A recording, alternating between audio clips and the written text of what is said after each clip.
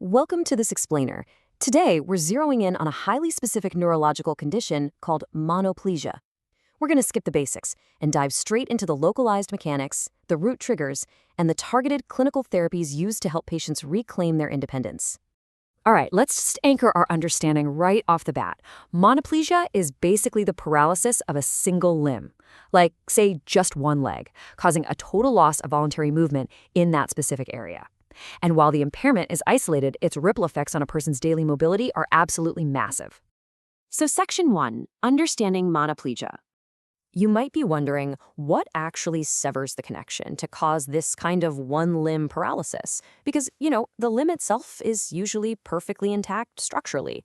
The issue is a profound communication breakdown. But where exactly does that breakdown happen?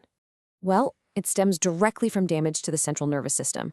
Specifically, we're talking about the brain, the spinal cord, or the motor nerves. It's kind of like a blown transformer in a localized power grid, right?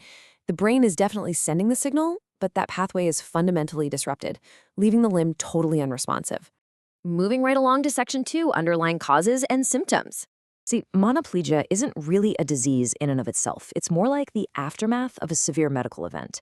A stroke, for instance, can literally knock out the brain's motor control centers.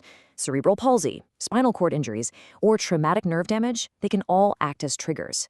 The common denominator here? They all hijack that crucial nerve-to-muscle pathway.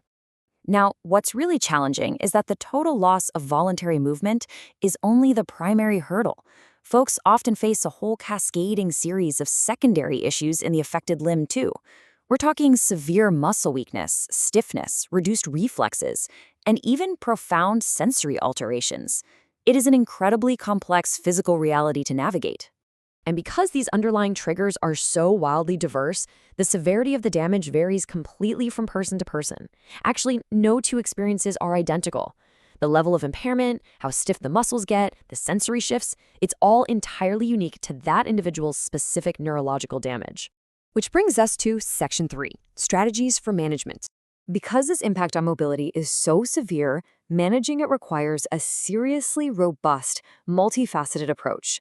We like to look at this through what we can call the rehabilitation trio: physical therapy, comprehensive rehabilitation, and assistive devices.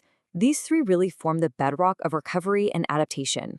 Let's look at the first pillar. Physical therapy is essentially our first line of defense. Now, while it can't reverse central nerve damage, it tackles those secondary symptoms head-on. It actively addresses muscle weakness, works to alleviate that stiffness we talked about, and improves those reduced reflexes to keep the limb as healthy as possible. Building right on top of that physical foundation, comprehensive rehabilitation steps back to look at the whole person. This is where the real adaptation happens.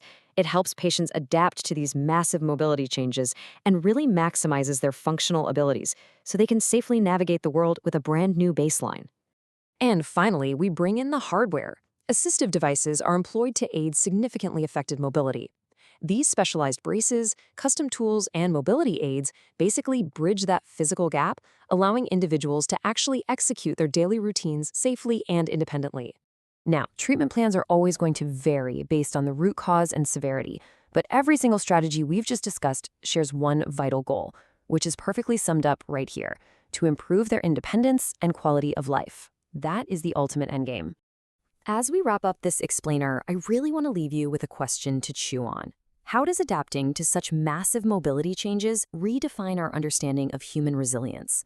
Watching clinical therapies empower folks to essentially rewire their lives around permanent neurological changes is just an absolute testament to our adaptability.